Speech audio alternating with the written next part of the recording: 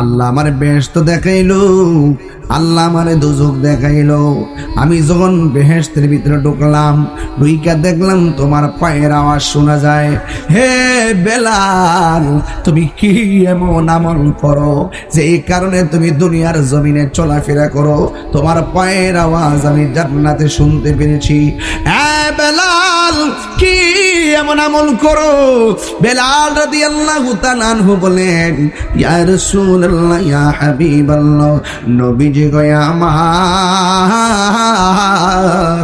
ও মায়ার নবী, দয়ার নবী, আমার চেহারাটা বেশি ভালো না, আমার চেহারাটা হলো কালো, সুরটাও তেমন বেশি ভালো না। নামাজের পরে সব সাহাবীরা আপনার সঙ্গে দেখা করে গো, কিন্তু আমি কালো বলে আপনার সামনে যাই না। কিন্তু আমি যতবার উযু করি, উযু কইরা 2 রাকাত নামাজ আদায় করি। আমি সবসময় উযু করলে 2 রাকাত নামাজ আদায় করি, একটা মাত্র উদ্দেশ্য কইরা। কি উদ্দেশ্য?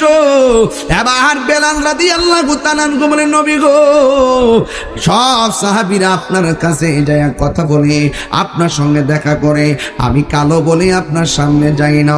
কিন্তু নবী, একটা উদ্দেশ্য আছে। কি জানেননি গো নবী?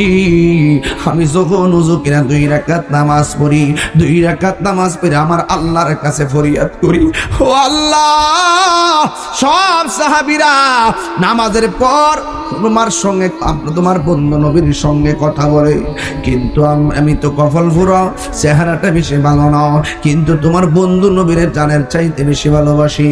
ও আল্লাহ, আমি যদিও নবীর সামনে যাইতে না পারি গো, কিন্তু তোমার বন্ধু নবীর ভালোবাসা আমি বেলালের উপরে যেন অবশ্যই থাকে, কারণ আমি আমার জীবন দিয়া আমার নবীরে ভালোবাসি।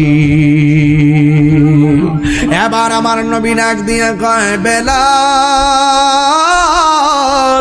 ও বেলাল, তোমার 2 রাকাত নামাজ আমার আল্লাহ কবুল কইরা ফেলাইছে।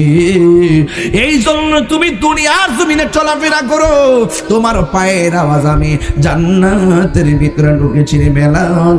শুধুমাত্র তাই নয়, আমি জান্নাতের মধ্যে শুনেছি, শুধুমাত্র তাই নয়, হাসরের ময়দান যেদিন কায়েম হয়ে যাবে, যেই দিন আমি একটা উটের উপরে থাকবো, ওই উটের রশিটা থাকবো তোমার হাতে, আমি নবী সবার আগে জান্নাতে ঢুকবো, আর আমার পিছন পিছন সবার আগে যিনি জান্নাতে ঢুকবে আমার পরে, তিনি হলো তুমি, হযরতে বেলাল।